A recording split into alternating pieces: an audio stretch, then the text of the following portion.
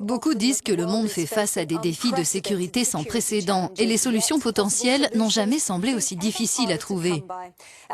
Alors que l'OTAN est critiquée depuis longtemps pour son manque de pertinence, l'organisation prépare son sommet à Varsovie dans l'objectif de prouver le contraire et de montrer comment s'attaquer de manière réaliste et efficace à toute une série de crises.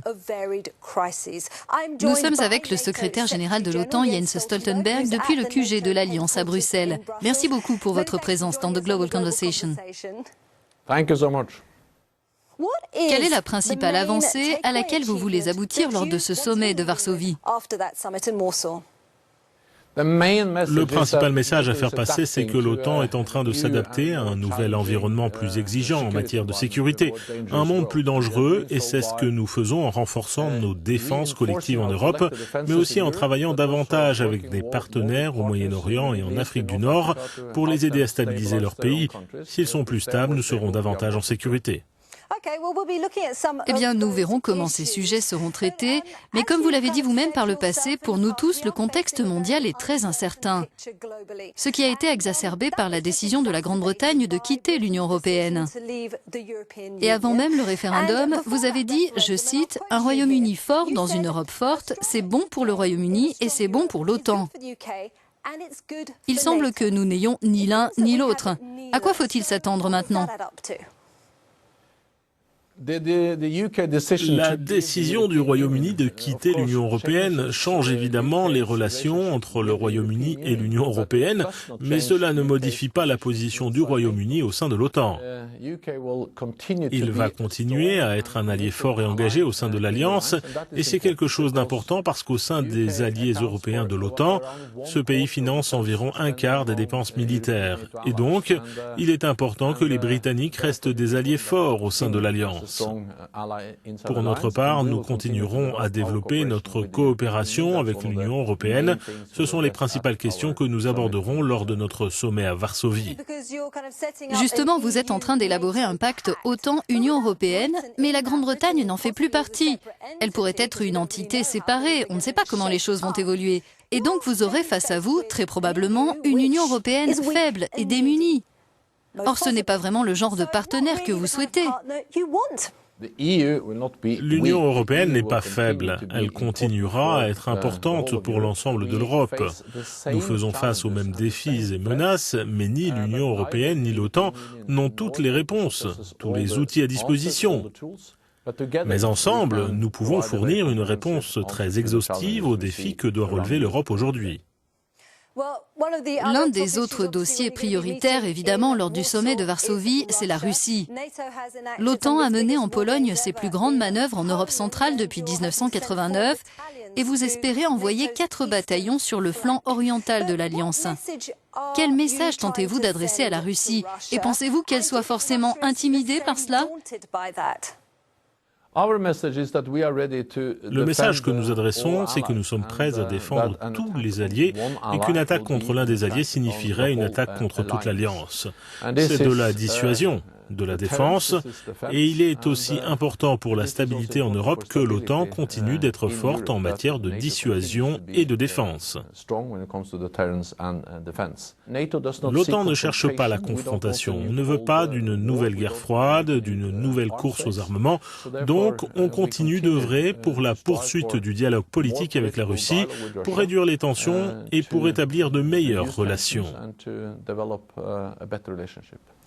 Vous dites ne pas vouloir faire dégénérer la confrontation, attiser les tensions, mais le ministre allemand des Affaires étrangères voit les choses très différemment. Il vous accuse de bellicisme, de recours aux armes, avec ces opérations militaires qui prennent de l'ampleur. Que lui répondez-vous ? Les 28 alliés de l'OTAN ont tous donné leur feu vert aux décisions que nous avons prises. D'abord, au sujet du renforcement de notre présence militaire dans la région orientale de l'Alliance, ces exercices supplémentaires. L'OTAN participe à ces exercices et je salue sa participation.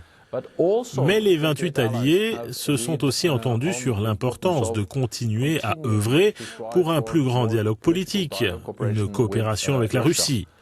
Et l'Allemagne a été aux avant-postes de ces deux démarches. Et il n'y a pas de contradiction entre une défense forte et le dialogue. En fait, nous avons besoin de cette défense comme tremplin pour engager le dialogue politique avec la Russie. Mais avec toutes ces ressources, aujourd'hui focalisées sur la Russie, cela veut-il dire que du coup, il y en a moins pour le Sud, par exemple pour la crise des migrants? L'OTAN sera-t-elle capable de jouer un rôle de leader sur les migrations ou continuera-t-elle de se tenir au second plan?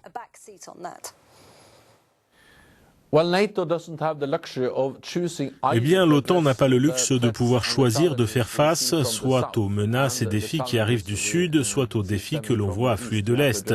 Nous devons y faire face simultanément. Et donc l'OTAN fait beaucoup pour essayer de stabiliser nos voisins du Sud également. Nous avons accru notre présence en Turquie, l'allié de l'OTAN qui est le plus touché par la crise, par les combats en Irak et en Syrie.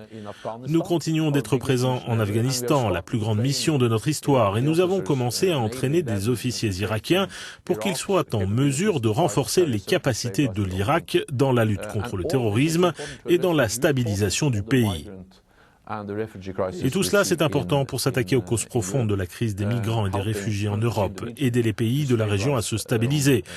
L'OTAN a aussi joué un rôle dans la crise des migrants et des réfugiés en Europe en déployant des navires en mer Égée, en travaillant en collaboration avec l'Union européenne et en participant aux efforts qui ont fait baisser le nombre de traversées illégales en mer Égée de manière significative.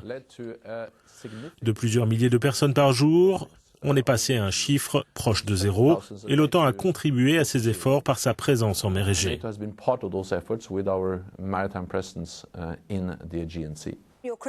Ceux qui vous critiquent diraient que vous avez été très lent à vous adapter à la crise terroriste, que l'OTAN est en difficulté dans une guerre asymétrique.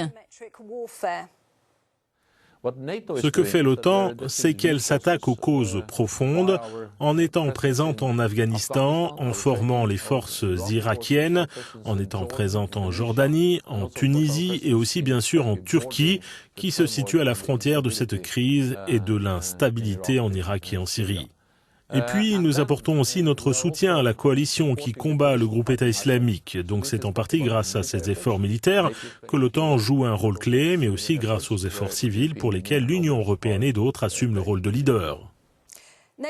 Monsieur le secrétaire général de l'OTAN, Jens Stoltenberg, merci beaucoup. Thank you.